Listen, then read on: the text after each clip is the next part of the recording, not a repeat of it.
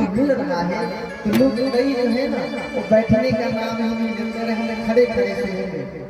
पता है यज्ञ में जब कथा हो रही है या ऐसे भी कथा हो रही है, कथा जब भी श्रवण किया जाता है ना, कथा को जब भी इस कानों के माध्यम से पिया जाता है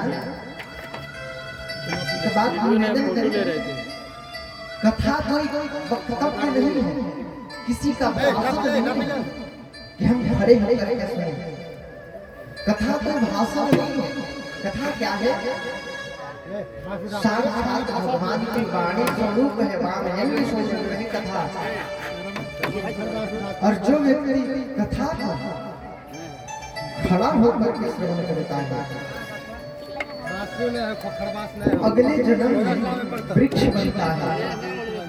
भागवत स्पष्ट कहती है कि जो व्यक्ति खड़े होकर के कथा का श्रवण करता है, संत की वाणी और भगवंत की वाणी हमेशा बैठ करके सुननी चाहिए।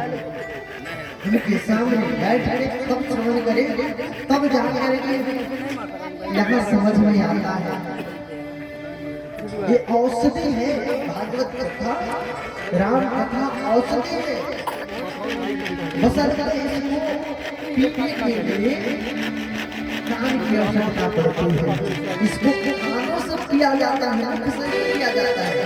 बाकी औषधि जो है, बाकी दवाई जिसको मेडिसिन कहते हैं, उसको तो मुख में खाते हैं, लेकिन इसको खाया नहीं जाता, इसको पिया जाता है और कानों से पिया जाता है।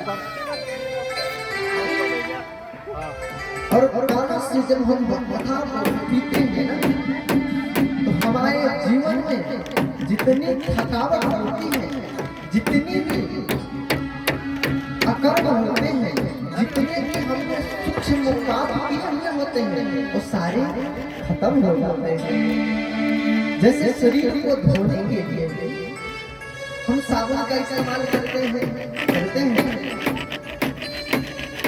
इस शरीर को धोने के लिए हम साबुन का इस्तेमाल करते हैं। बड़े महंगे डिटर्जेंट आते हैं शरीर को धोने के लिए, महंगे फेस वॉश आते हैं चेहरे को धोने के लिए, लेकिन हृदय को धोने के लिए कोई क्रीम नहीं आता है, ना कोई साबुन आता है और ना कोई फेस वॉश आता है।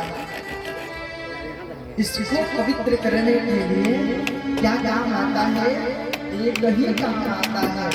इसको भागवत जी में कहे गए हरि नाम यस्य कीर्तनम सर्व जन्म कीर्तन नाशनम। हरि का नाम ऐसा है जो सारे जन्मों के पाप को मिटा देता है। इसलिए भगवान शंकर जी कथा सुनने के लिए गए थे। भगवान शंकर जी कथा सुनने के लिए गए, इसलिए हमेशा आनंद रहते हैं। सदा वसंतम हृदयारविंदे, सदा वसंत रहते हैं, उनके हृदय में राम रहते हैं, वही राम कृष्ण है। और एक बात निवेदन करें, राम को अगर जानना है तो भगवान शंकर को जानना पड़ेगा।